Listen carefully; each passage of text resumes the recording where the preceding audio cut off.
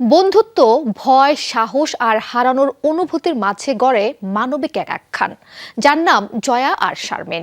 কেন্দ্রীয় চরিত্রে অভিনয় করেছেন জয়া আহসান, মহসিনা আক্তার, আছেন তটিনীও।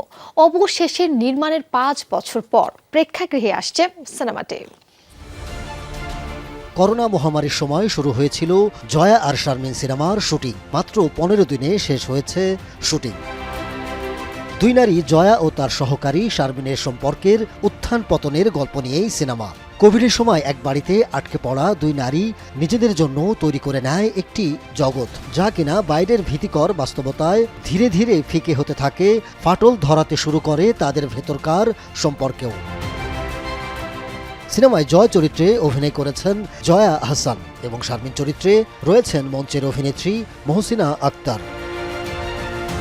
27 এপ্রিল জয়া আহসান সিনেমার একটি মোশন পিকচার শেয়ার করেছেন সামাজিক মাধ্যমে। ক্যাপশনে লিখেছেন, কিছু গল্পের মুহূর্ত খুঁজে পেতে সময় লাগে। এমন এক সময়ে চিত্রায়িত যখন পৃথিবী স্থবির ছিল, আমাদের পূর্ণদৈর্ঘ্য চলচ্চিত্র জয় আর শারমিন নীরবে অপেক্ষা করছিল। 5 বছর পর এটি অবশেষে আপনার সামনে আসতে প্রস্তুত। জয়া আহসান এবং মহসিনা আক্তার ছাড়াও অভিনয় করেছেন তানজিম সাইয়ারা, তটিনী। সিনেমাটি পরিচালনা করেছেন পিপলু আর খান। দ্রুতই প্রেক্ষাগৃহে আসছে জয়া আর শারমিন। Ahmed Taukir, showbiz tonight.